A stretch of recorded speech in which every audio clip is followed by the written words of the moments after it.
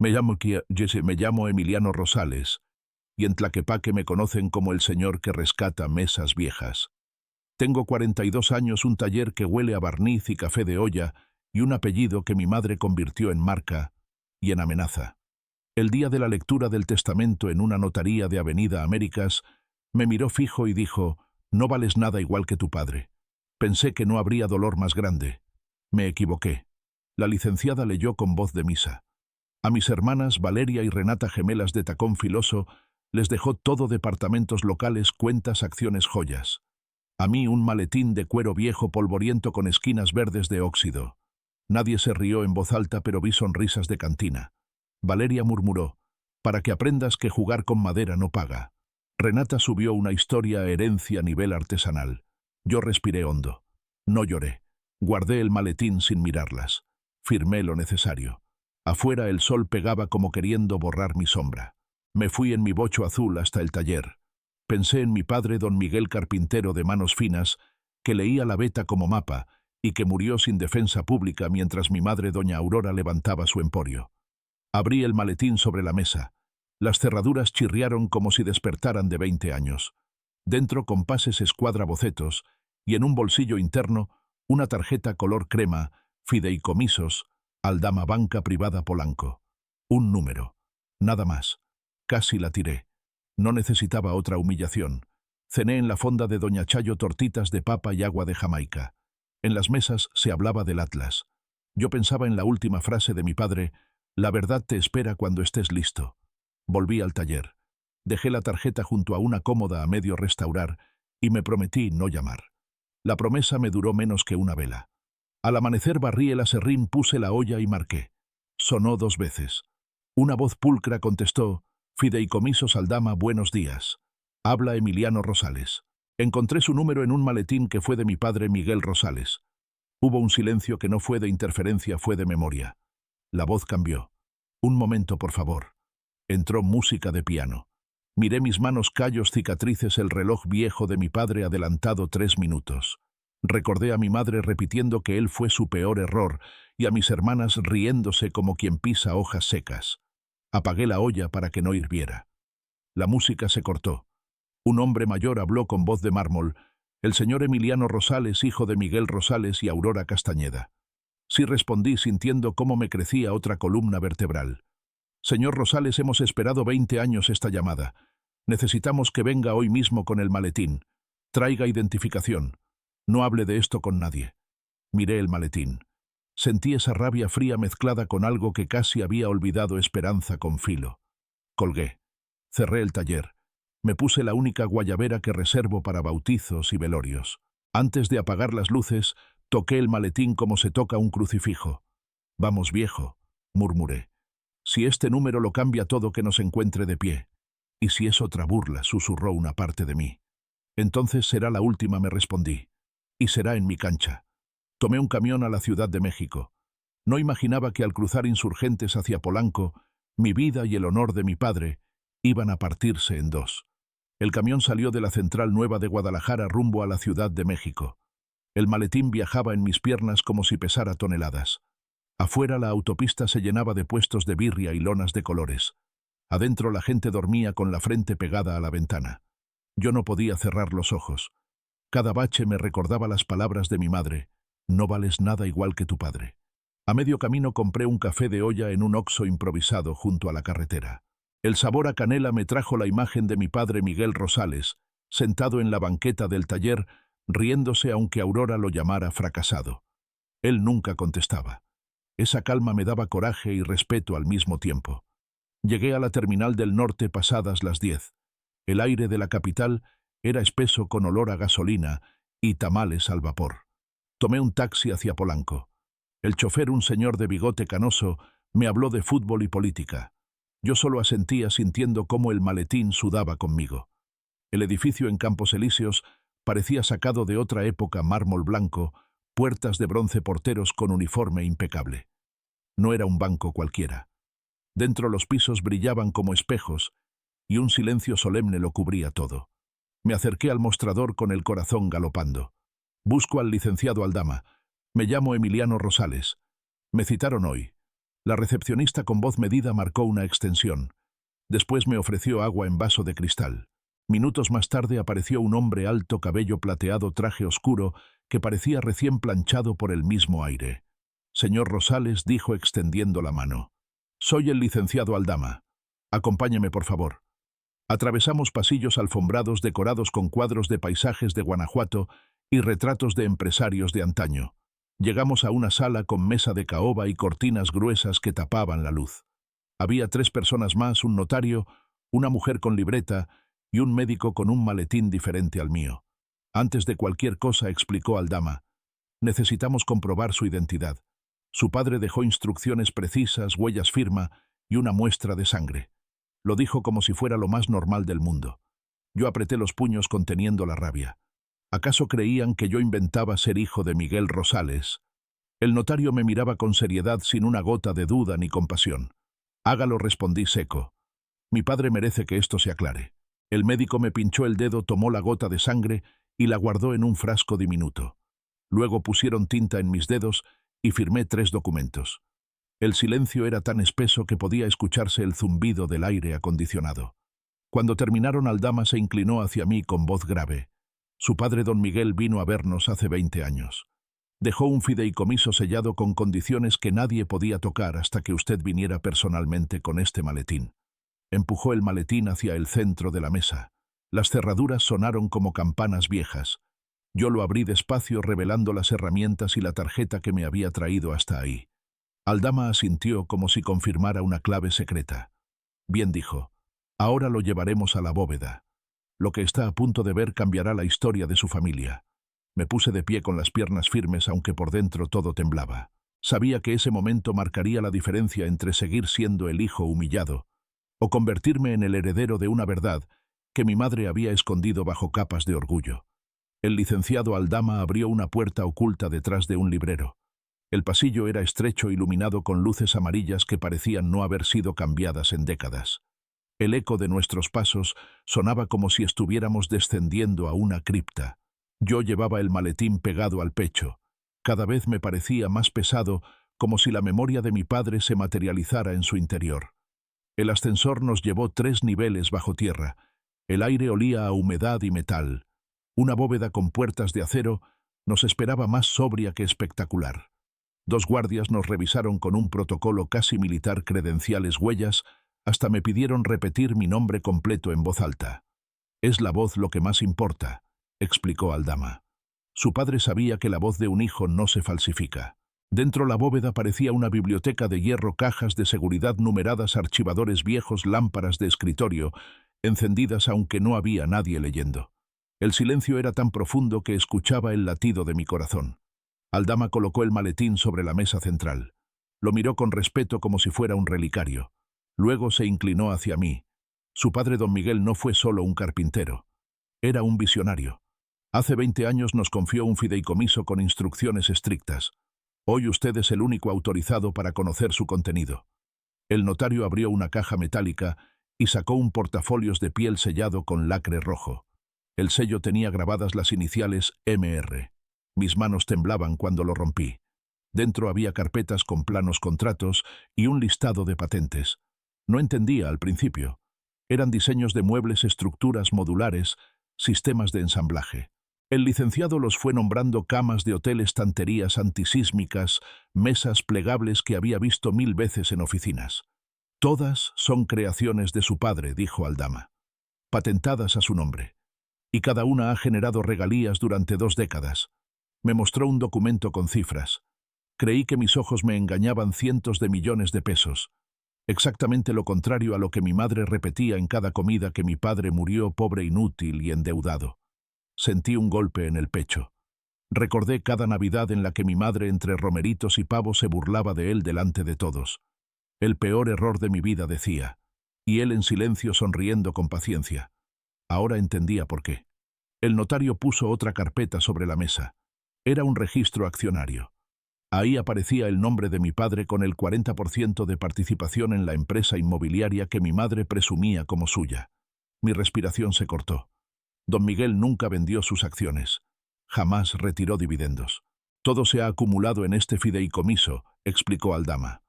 Hoy ese 40% equivale a cientos de millones más. Me sostuve de la mesa. El suelo parecía moverse. Mis hermanas y yo habíamos crecido creyendo que nuestra madre sola levantó un imperio y que papá fue un parásito. La verdad estaba ahí en papeles con firmas y sellos oficiales. Entonces Aldama me entregó un sobre cerrado con tinta azul. Abrir primero decía en la letra firme de mi padre. Lo rasgué con las manos sudorosas. Emiliano, si lees esto, es porque la verdad ya te encontró. Callé para proteger el orgullo de tu madre, pero no podía dejar que tu herencia muriera conmigo. Construye algo digno. La dignidad es la única madera que nunca se pudre. Tu padre. Las letras se nublaron con mis lágrimas, pero no eran de debilidad. Eran de esa rabia fría que se convierte en fuerza. El hombre al que llamaron fracasado me acababa de demostrar que había ganado en silencio. Y lo peor no era descubrir que mi padre había dejado una fortuna. Lo peor era entender que mi madre lo sabía todo, y lo ocultó hasta el último día de su vida. Salí de la bóveda con las piernas entumidas y el maletín más pesado que nunca. Afuera la tarde en Polanco, seguía como si nada señoras con bolsas de diseñador, niños, pidiendo esquites ejecutivos, hablando por celular. Yo, en cambio, llevaba en el pecho la certeza de que todo lo que creí sobre mi familia era una mentira. Me ofrecieron llevarme en un coche de la institución, pero preferí caminar hasta Reforma. Necesitaba aire, aunque fuera aire contaminado. Me detuve en una banca frente a la diana cazadora, abrí el sobre de nuevo y volví a leer la carta de mi padre.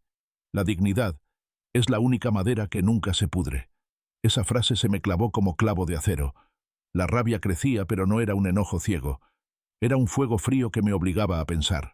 Mi madre había humillado a mi padre en cada comida, en cada reunión, en cada Navidad, sabiendo perfectamente que él era la base de su imperio. ¿Por qué? Para proteger su imagen frente al círculo social, para aplastar a mi padre y a mí al mismo tiempo. Recordé las risas de mis hermanas en la notaría, sus burlas, sus miradas de triunfo. Valeria, escribiendo contratos de millones con uñas rojas perfectas. Renata subiendo historias en Instagram desde Cancún, con hashtags de herencia merecida. Si supieran que el maletín contenía más que polvo, se arrancarían las uñas a mordidas. Llamé al licenciado Aldama esa noche desde una cantina discreta en la colonia Roma. Pedí un tequila reposado sin sal ni limón y marqué con el celular viejo. Licenciado, ¿hay más documentos?, pregunté. Sí, señor Rosales. Su padre dejó cartas para cada año que sabía que estaría ausente. Todas están bajo resguardo. ¿Y mi madre? ¿Ella también vino aquí? Se hizo un silencio incómodo antes de que respondiera. Un día antes de su muerte. Dejó un sobre dirigido a usted. Me quedé inmóvil. Bebí el tequila de un trago sintiendo que la garganta me ardía menos que la sospecha. Volví al taller en Guadalajara 2 días después. Abrí las ventanas y el olor a madera me recibió como un hijo fiel. Coloqué el maletín en el banco de trabajo y encendí una vela frente a la foto de mi padre. Me senté y escribí en un cuaderno: la mentira se terminó. El honor se defiende. Afuera los vecinos pasaban con bolsas del mercado.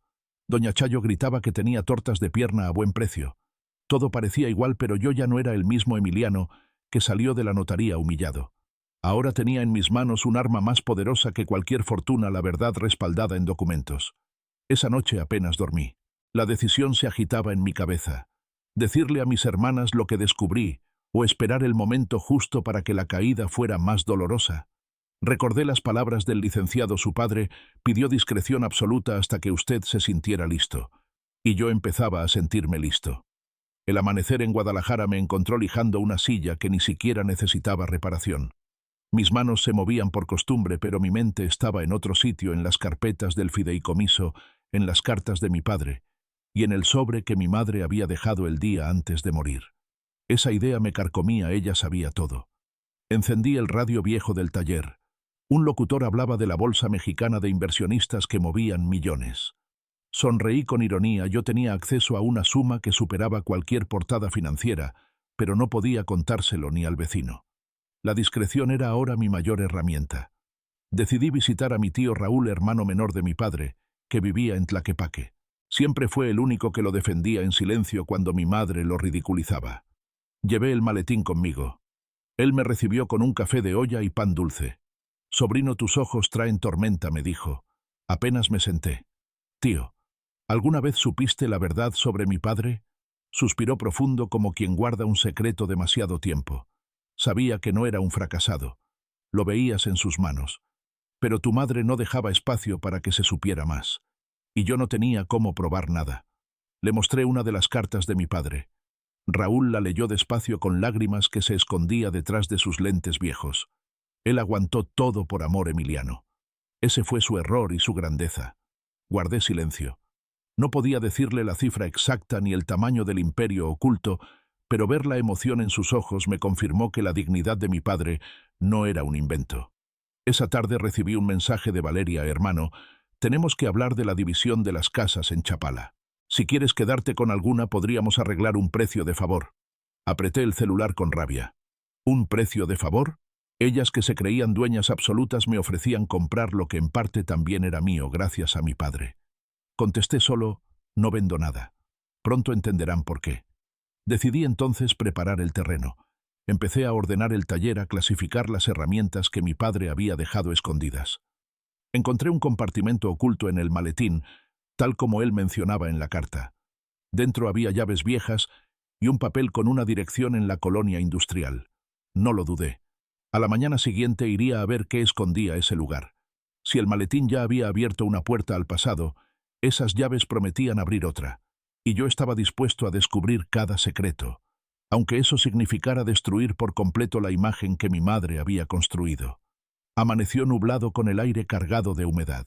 Guardé las llaves en el bolsillo, tomé el maletín y me subí a mi bocho azul. La dirección en el papel me llevó a la colonia industrial, un barrio de calles estrechas y fábricas antiguas que aún huelen a aceite quemado. Me estacioné frente a un portón metálico pintado de verde oxidado en las esquinas. Las llaves entraron sin resistencia, como si hubieran estado esperando 20 años por mis manos. El candado cedió, y la puerta chirrió con un sonido que hizo eco en mi pecho. Adentro encontré un taller enorme cubierto con lonas grises y polvo, pero con el mismo aroma de mi infancia: madera, aceite y limón. Sentí que mi padre me hablaba desde cada rincón. Encendí el interruptor. Para mi sorpresa, las luces funcionaban. Alguien había dado mantenimiento, aunque fuera mínimo. Caminé entre máquinas cubiertas, mesas de trabajo intactas, estantes con maderas clasificadas por tipo caoba, encino, pino. En el banco principal había una carta bajo un vidrio. Era la letra de mi padre. Emiliano, si entras aquí, significa que elegiste seguir la beta y no la mentira. Este espacio es tu herencia real. No dejes que muera con el polvo. Aquí está la verdadera obra de mi vida.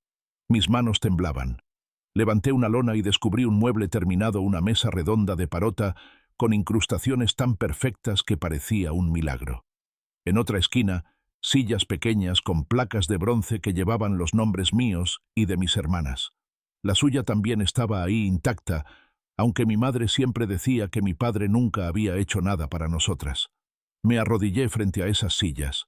Era como si mi padre hubiera querido dejar un testimonio silencioso de que, a pesar de todo, había pensado en cada uno de sus hijos. De pronto escuché un ruido afuera. Cerré el maletín y me asomé. Un joven quizá de 18 años me observaba curioso desde la banqueta. «¿Es suyo este taller?», me preguntó. «Ahora lo es», respondí con firmeza. «Mi abuelo trabajaba aquí. Siempre decía que el maestro Rosales era el mejor carpintero de Jalisco». El orgullo me recorrió el cuerpo. No era un mito, la gente recordaba a mi padre con respeto. Eso era más valioso que cualquier cheque. Salí del taller cuando el sol ya estaba alto. Cerré con llave, me guardé el papel y respiré hondo. Entendí que la lucha no sería solo por dinero. Era por rescatar el honor de un hombre al que habían enterrado en vida. Esa noche, mientras cenaba tacos de barbacoa en la esquina, escribí un mensaje a mis hermanas. «Mañana necesito que vengan a verme. Traigan a sus esposos. Es hora de que conozcan la otra cara de nuestra historia». No sabía cómo reaccionarían, pero estaba seguro de una cosa: el tiempo de la humillación había terminado. Al día siguiente llegué temprano al taller de la colonia industrial. Abrí los ventanales para que entrara la luz y quité las lonas de los muebles principales. Quería que el lugar hablara por sí solo cuando mis hermanas llegaran. Preparé café de olla en un anafre viejo y puse 3 sillas en fila, las que llevaban nuestras placas con nombre. A la 1 de la tarde, escuché el rugido de 2 camionetas de lujo estacionándose afuera. Primero bajaron los esposos con lentes oscuros y trajes ajustados. Después, Valeria y Renata vestidas como si fueran a una junta de inversionistas, no a un barrio olvidado. Entraron con cara de asco tapándose la nariz por el polvo. «¿Qué es este lugar?», preguntó Valeria mirando alrededor con desdén. «El mausoleo de papá», respondí. «El taller que ustedes creyeron que estaba perdido». Renata soltó una risa nerviosa. «Mamá dijo que lo vendió para pagar deudas». «Mentira», corté en seco. «Papá lo mantuvo oculto y alguien lo cuidó por 20 años. Los conduje hasta las sillas pequeñas con nuestras placas. Ellas se quedaron heladas. Las hizo cuando nacimos», expliqué. «Mamá las quiso tirar. Él las guardó aquí». El silencio fue pesado. Sus esposos intercambiaron miradas incómodas. Luego abrí el maletín frente a todos. Saqué una de las cartas de papá y los documentos del fideicomiso. Se los puse en la mesa. Papá no fue un fracasado. Fue socio de mamá, dueño del 40% de la empresa. Y además creó diseños que revolucionaron hoteles y oficinas en todo el mundo. Valeria se llevó la mano a la boca. Renata negó con la cabeza como si quisiera borrar lo que veía. «No puede ser.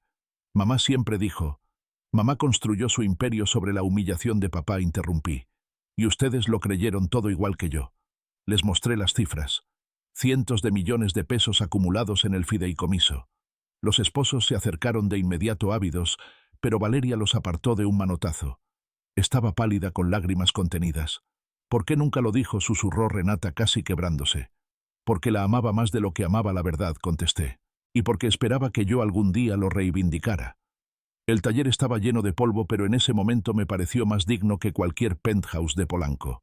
Mis hermanas estaban frente a la verdad que siempre negaron. Y yo, por primera vez en mi vida, no era el hijo humillado, era el heredero de un legado que valía más que todo su dinero junto. «Esto apenas empieza», les dije levantando el maletín. «Lo que decidan hacer con esta verdad marcará si seguimos siendo familia o si este apellido se rompe para siempre». El silencio después de mi revelación fue más pesado que cualquier insulto que me hubieran lanzado. Valeria se dejó caer en una de las sillas con su placa de bronce. Renata caminaba de un lado a otro como si buscara una salida que no existía. Sus esposos incómodos miraban el celular fingiendo atender mensajes urgentes. «Esto no tiene sentido», dijo Renata al fin, con la voz quebrada. «Mamá nos juró que papá no dejó nada». «Nos juró muchas cosas», respondí, «y la mayoría eran mentiras». Valeria levantó la carta de mi padre con manos temblorosas. La leyó en silencio, y por primera vez en años la vi sin la máscara de la ejecutiva implacable. Había lágrimas en sus ojos. «Todo este tiempo», susurró, «¿y nosotras qué fuimos? ¿Cómplices de su crueldad?» Quise decirle que sí, pero me contuve. Mi padre me había enseñado a elegir las palabras como quien elige la veta de la madera, una mala decisión, y todo se quiebra. «No quiero que esto sea una guerra», dije con voz firme. «Pero entiendan, ya no voy a aceptar ni una sola burla más. El apellido Rosales no está manchado. Papá nos dejó un legado y ustedes deben decidir si lo honramos juntos o si me obligan a enfrentarlas». Renata apretó los labios. Sus ojos ardían de orgullo herido. «¿Qué pretendes? ¿Que renunciemos a lo que mamá nos dejó?» «Pretendo que reconozcan que papá fue socio fundador, que su 40% vale lo mismo que cualquier parte del imperio, y pretendo que dejen de mirarme como el hermano pobre». Valeria asintió despacio. Renata, en cambio, estalló. «Esto es un chantaje, un invento para quedarte con lo que no es tuyo». Golpeó la mesa y el eco retumbó por todo el taller. Los esposos la detuvieron, pero su furia llenó el aire. «No es un invento», respondí frío. «Los documentos están sellados, las patentes registradas. Ustedes pueden traer a 100 abogados y todos dirán lo mismo: papá no fue un fracaso. Fue el verdadero arquitecto de esta fortuna». El silencio regresó cortante. Valeria cerró la carta y me miró con una mezcla de tristeza y respeto. «Necesito tiempo», dijo. «Esto cambia todo». Renata salió primero furiosa, arrastrando a su marido. Valeria se quedó un momento más acariciando la silla con su nombre grabado. Luego susurró: «Nunca lo conocimos de verdad, ¿verdad?». No le respondí. «Pero aún podemos honrarlo». Cuando se fue me quedé solo en el taller. El eco de sus tacones aún resonaba, pero lo único que escuchaba era la voz de mi padre. «La dignidad es la única madera que nunca se pudre». Sabía que la tormenta apenas comenzaba. Las horas posteriores al encuentro con mis hermanas fueron un torbellino. Valeria me envió un par de mensajes cortos llenos de dudas y miedo. Renata, en cambio, no tardó en mostrar sus garras. A la mañana siguiente recibí un citatorio, un despacho de abogados en la Ciudad de México. Exigía mi presencia para aclarar una posible falsificación de documentos relacionados con el patrimonio de la señora Aurora Castañeda. Sonreí con amargura. Era típico de Renata no enfrentar de frente, sino usar su ejército de abogados y contactos para aplastarme como siempre intentó mamá. Pero esta vez yo tenía el maletín, los sellos notariales y las cartas de papá. Esta vez no estaba desarmado. Antes de responder fui al taller de la colonia industrial. Encendí las luces y contemplé los muebles cubiertos. Sentía que mi padre me vigilaba desde cada veta de madera. Me senté frente a su banco de trabajo y abrí otro de los sobres que había dejado en el fideicomiso. Emiliano, tu madre, se aferrará a su verdad incluso desde la tumba, a través de tus hermanas. No discutas con gritos. El verdadero poder está en los documentos y en la paciencia. Quien tiene la verdad puede esperar. Quien vive de mentiras siempre se delata. Respiré hondo. Era como si papá me hubiera escrito para este preciso momento. Llamé al licenciado Aldama. Renata quiere llevar esto a tribunales. Que lo haga, contestó él con calma. Aquí están los originales con sellos, patentes registradas en el INPI y escrituras que prueban la sociedad de su padre. No hay juez en México que pueda negarlo. Colgué, y sentí por primera vez que la balanza estaba de mi lado. Sin embargo, la batalla no sería solo legal. En Guadalajara los rumores ya corrían. En la parroquia algunas vecinas murmuraban que yo quería arrebatarles la herencia a las pobres muchachas. En el mercado escuché que alguien decía que papá fue un mantenido. Eran los ecos de las versiones que mamá había repetido toda la vida. Decidí no quedarme callado. Fui a la cantina del barrio, pedí un jarro de tequila y conté la historia a un par de viejos conocidos que siempre respetaron a mi padre. Les mostré un plano con su firma y un recorte de periódico donde aparecía una de sus patentes. Ellos abrieron los ojos grandes. Entonces don Miguel nunca fue lo que doña Aurora decía. Nunca respondí, y voy a demostrarlo. Sabía que las palabras se esparcen más rápido que cualquier boletín de abogados. En México la reputación se defiende en la mesa de la fonda y en la banca de la plaza, no solo en los tribunales. Cuando regresé al taller encendí una vela frente a la foto de papá. No me dejaré doblar, viejo. Esta vez vamos a ganar. Y mientras la cera caía sonó mi celular. Era Valeria. Emiliano, tenemos que hablar. Pero a solas. Renata se está volviendo loca. Su tono no era de burla ni de soberbia. Era de alguien que empezaba a entender que el piso bajo sus pies ya no era tan firme. Nos citamos en una cafetería discreta de la colonia americana, lejos de los reflectores de notarios y de los cuchicheos familiares. Valeria llegó sola, sin chofer ni esposo, con lentes oscuros que intentaban cubrir el cansancio en sus ojos. Yo ya la esperaba con un café negro frente a mí y el maletín a un lado como testigo mudo de todo. Nunca pensé que aceptaras verme sin tu séquito, le dije en cuanto se sentó. Nunca pensé que necesitaría hacerlo, contestó quitándose los lentes y revelando un rostro distinto, menos altivo, más humano. Durante unos minutos ninguno habló. El ruido de las tazas y la música de fondo llenaban el silencio. Por fin, Valeria tomó aire. Renata está convencida de que inventaste todo. Dice que papá jamás pudo haber creado esas patentes, que el banco fue manipulado. Quiere destruirte en tribunales. Déjala que lo intente, respondí. La verdad está blindada. Valeria me observó como si buscara rastros de duda. Lo que me enseñaste, las cartas, los muebles con nuestras placas, no puedo ignorarlo. Toda mi vida mamá me dijo que él era un estorbo, y ahora resulta que fue el verdadero pilar. ¿Qué se supone que haga con eso? La miré con dureza. Lo mínimo, reconocerlo, dejar de repetir la mentira, y decidir si quieres honrarlo conmigo o seguir aferrada a la versión de mamá. Valeria bajó la mirada hacia la mesa. Sus uñas, perfectamente pintadas, golpeaban el vaso de frappé. No me interesa el dinero, Emiliano dijo al fin, pero sí me interesa nuestra reputación. Si esto sale a la luz, ¿te imaginas lo que dirán en los círculos donde nos movemos? Que mamá construyó todo sobre la humillación de su esposo. Me incliné hacia ella. Entonces elige seguir protegiendo una fachada podrida o salvar lo único que todavía puede salvarse, el honor de papá. Un silencio largo se instaló entre los dos. Valeria suspiró y por primera vez noté que la soberbia de ejecutiva se quebraba. Te ayudaré a enfrentar a Renata. Pero prométeme algo, no conviertas esto en un circo. Papá no lo merece. Asentí despacio. No quiero venganza barata, Valeria. Quiero justicia. Y si para eso tenemos que desenmascarar a mamá frente a todo el mundo, lo haré. Ella bebió el último trago de su frappé y se levantó. Entonces prepárate, hermano. Renata no se va a rendir fácil. Y cuando ataque no será con palabras, será con abogados, con medios, con todo su veneno.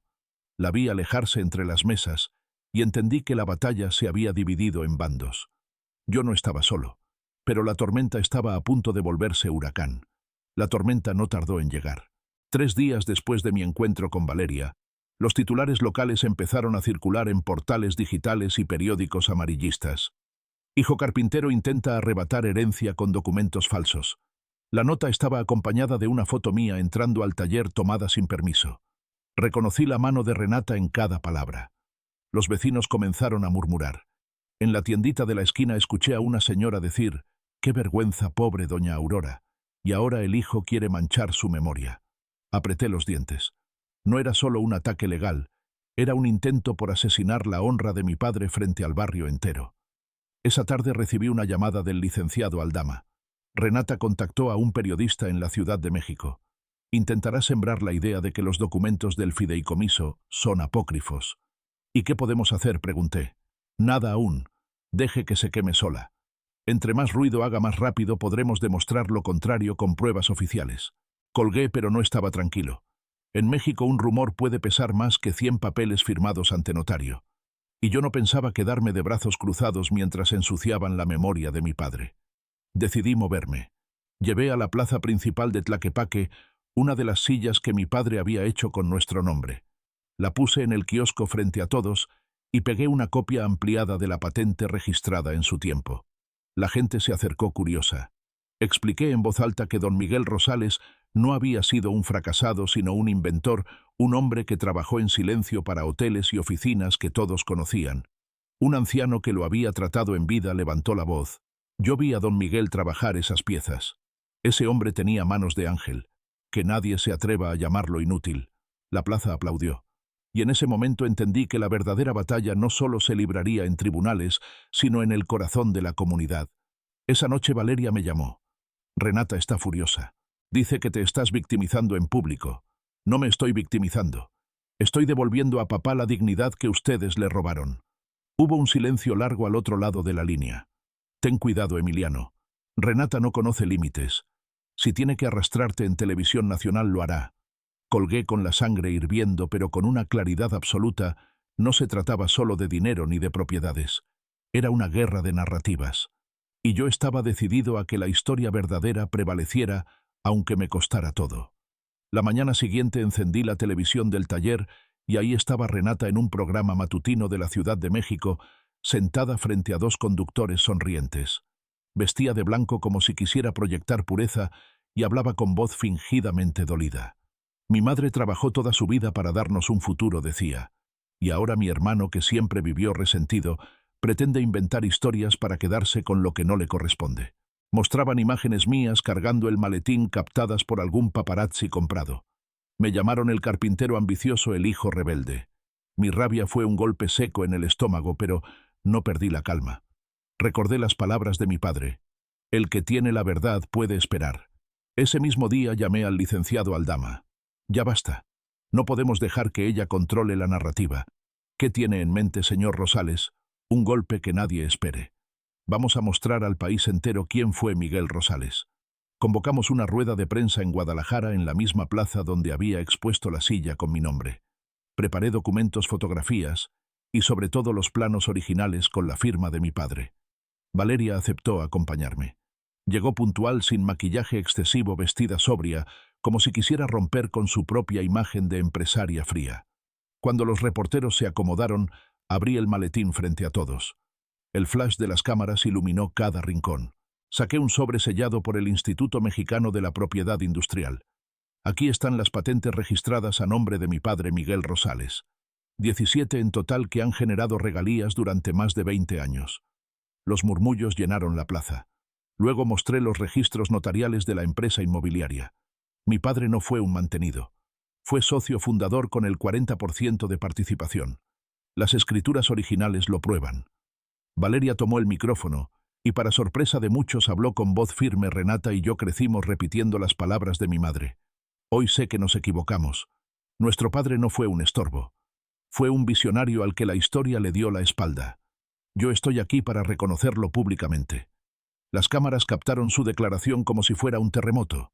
Los periodistas empezaron a bombardear con preguntas y yo solo alcé la carta de mi padre para que todos la vieran. Él escribió: «La dignidad es la única madera que nunca se pudre, y esa dignidad no la voy a negociar». Los aplausos del público no borraron mi rabia, pero sí me dieron certeza. La verdad había salido de la sombra. Renata podía pagar a 100 abogados y a todos los medios, pero ahora enfrentaba algo mucho más poderoso: la voz de la comunidad y la fuerza del honor recuperado. Esa noche, mientras cerraba el taller, recibí un mensaje anónimo en mi celular. «Cuidado, Renata no se va a detener. Tiene algo más guardado». El frío me recorrió la espalda.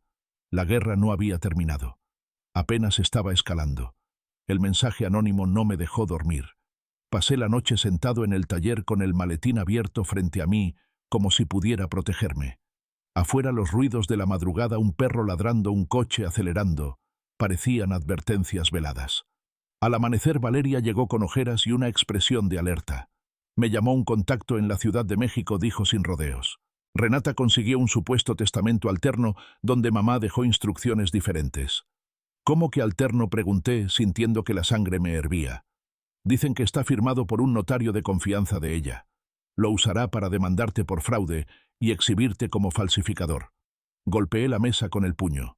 Sabía que mamá era capaz de cualquier cosa para mantener su relato, pero inventar documentos desde la tumba superaba cualquier cinismo. «Ese testamento es falso», afirmé. «Y si Renata lo presenta, se enterrará sola». Pero la amenaza era real.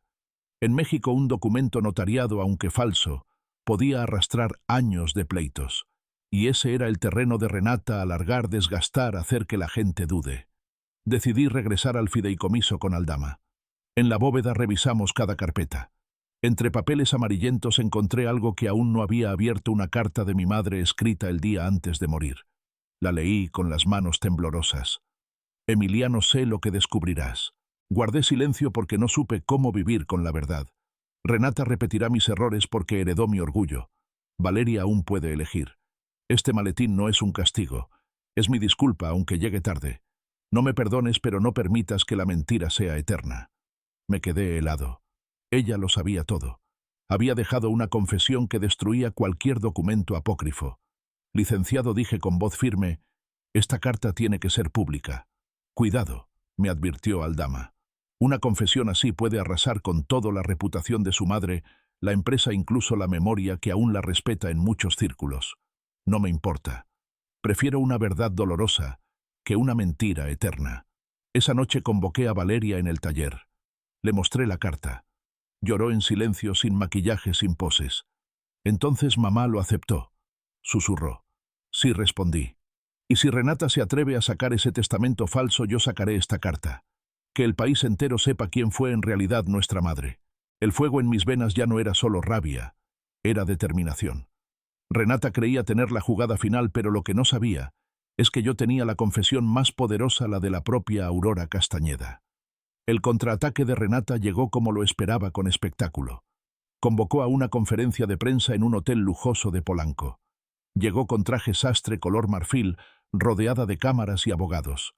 En el centro de la mesa presentó un testamento alterno enmarcado como si fuera reliquia.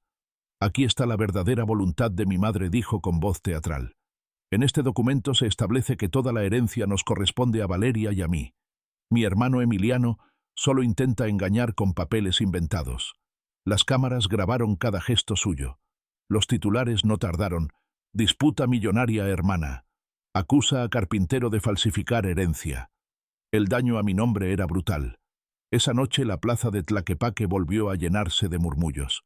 Algunos dudaban de mí, otros defendían a mi padre. Sentí que la balanza podía inclinarse de nuevo hacia la mentira. Pero yo tenía la carta. La confesión escrita de mi madre, el arma definitiva. Convocamos otra rueda de prensa, esta vez en el taller de la colonia industrial.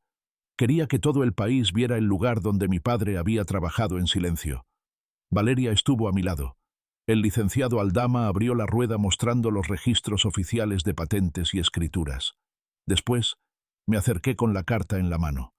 Mi madre Aurora Castañeda escribió esto el día antes de morir, anuncié. Mi voz retumbaba en las paredes del taller. Sus propias palabras desmienten cualquier documento falso. Leí en voz alta: sé lo que descubrirás. Guardé silencio porque no supe cómo vivir con la verdad. Renata repetirá mis errores porque heredó mi orgullo. Este maletín no es un castigo. Es mi disculpa aunque llegue tarde. Los reporteros enmudecieron. Mostré la firma y la verificación notarial. El impacto fue inmediato, una confesión directa imposible de negar. Valeria tomó la palabra con lágrimas visibles. Yo reconozco públicamente que nuestro padre fue socio creador y pilar de todo lo que tenemos, y pido perdón por haber repetido las mentiras de mi madre. La sala explotó en preguntas, micrófonos extendidos, flashes. Yo levanté la carta en alto. El apellido Rosales no será recordado por la mentira ni por la ambición. Será recordado por la dignidad de un hombre que prefirió callar antes que destruir a su familia. Al terminar, recibí un mensaje en mi celular. Era de un número desconocido: has ganado una batalla. Pero la guerra aún no termina. Renata tiene aliados más arriba de lo que imaginas. Sentí un escalofrío. La verdad estaba de mi lado, pero la guerra apenas había mostrado su cara más peligrosa. Los días siguientes fueron un campo minado. Renata herida por la carta de mamá, y la reacción pública decidió escalar la pelea a otro nivel. Usó sus contactos políticos y empresariales para golpearme donde más dolía, en la credibilidad. Un noticiero nacional abrió con su versión: empresaria denuncia complot contra el legado de Aurora Castañeda. Invitaron a analistas que hablaban de mí como el hijo resentido, el carpintero que buscaba fama fácil. Era evidente que Renata había pagado favores caros para inclinar la opinión pública. Valeria me llamó alarmada. Emiliano, no subestimes a Renata. Tiene medio círculo empresarial en el bolsillo. Puede conseguir que te cierren el taller, que te congelen cuentas hasta que te investigue Hacienda. Déjala intentarlo, respondí con calma. Entre más alto grite, más fuerte será su caída. Esa tarde, al regresar al taller, encontré a 2 inspectores municipales esperando en la puerta. Revisaron papeles, hicieron preguntas absurdas sobre permisos y normas de seguridad. Me quedó claro: Renata había movido sus hilos. Pero al final no encontraron nada. El lugar estaba en regla gracias al mantenimiento que el fideicomiso había garantizado por años. Sin embargo, el golpe más fuerte no vino del gobierno ni de los medios. Llegó en forma de rumor en el barrio que mi padre había tenido una amante, que ese dinero provenía de negocios turbios. Era la estrategia más sucia: ensuciar la memoria de quien ya no podía defenderse. Esa noche en la plaza un grupo de vecinos se me acercó. Don Emiliano, dijo un anciano, nosotros conocimos a su padre. Era hombre recto, trabajador. No creemos esas habladurías. Si necesita apoyo, aquí estamos. Sentí un nudo en la garganta. En México, pocas cosas pesan más que la palabra del barrio. Y yo no estaba solo. Decidí entonces dar un paso definitivo. Llamé a Aldama y a Valeria. Es hora de abrir todo el archivo de patentes, escrituras y cartas. Que cada documento se haga público, que se digitalice, que cualquiera pueda verlo. Quiero que la verdad de mi padre sea transparente. Aldama titubeó. Eso lo expondrá a usted también. Los enemigos de Renata buscarán cualquier detalle para atacarlo. No me importa, respondí. Prefiero vivir bajo la luz que arrastrado en la sombra de sus mentiras. Mientras firmaba las autorizaciones, recibí otro mensaje anónimo. Renata no pelea sola. Si sigues, te enfrentarás a quienes hicieron negocios con tu madre durante décadas. Piensa si puedes cargar ese peso. Levanté la vista hacia la foto de mi padre colgada en el taller. Él sonreía tranquilo como siempre. Y pensé: si él soportó 20 años de humillación en silencio, yo puedo soportar lo que venga con la frente en alto. La batalla final se acercaba. Y no habría marcha atrás. La batalla final se libró no en tribunales ni en noticieros, sino en el corazón mismo de la verdad. Cuando los archivos del fideicomiso se hicieron públicos, las patentes, las escrituras, las cartas, los medios que antes repetían la versión de Renata, empezaron a retractarse. La evidencia era tan clara que ni los abogados mejor pagados podían torcerla. Renata convocó una última conferencia de prensa. Yo asistí acompañado de Valeria y del licenciado Aldama. El salón estaba repleto. Ella entró con su habitual altivez, pero el brillo en sus ojos era de desesperación. Todo esto es un complot, gritó frente a las cámaras. Mi madre nunca hubiera dejado que un carpintero mediocre se adueñara de su imperio. Me levanté despacio con el maletín en la mano. El silencio fue total. Abrí el maletín, saqué la última carta de mamá y la leí ante todos. El maletín no es un castigo. Es mi disculpa. Renata repetirá mis errores porque heredó mi orgullo. No me perdones, Emiliano. Solo sé mejor de lo que fuimos. El impacto fue brutal. Las cámaras enfocaron el rostro desencajado de Renata. El público entendió en ese instante que la mentira había muerto de boca de la propia Aurora Castañeda. Renata intentó arrebatarme la carta, pero los reporteros la detuvieron con flashes y preguntas. Se escucharon murmullos de traición, de vergüenza. Su reputación construida sobre soberbia y manipulación se desmoronaba en vivo. Valeria se levantó y tomó la palabra. Yo, Valeria Rosales, reconozco la verdad. Nuestro padre fue el verdadero socio creador y genio detrás de todo, y hoy me comprometo a honrarlo junto a mi hermano. Los aplausos fueron espontáneos, sinceros.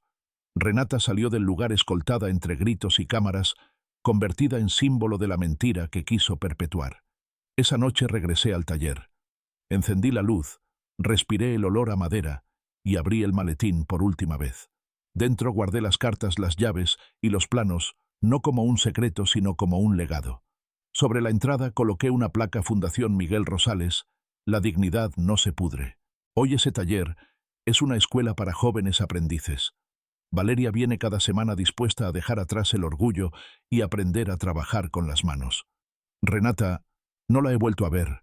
Quizás algún día regrese, quizás no. Lo cierto es que el maletín polvoriento que mi madre me entregó como insulto resultó ser la llave de todo: la verdad, la dignidad y el honor de un hombre que jamás fue un fracaso.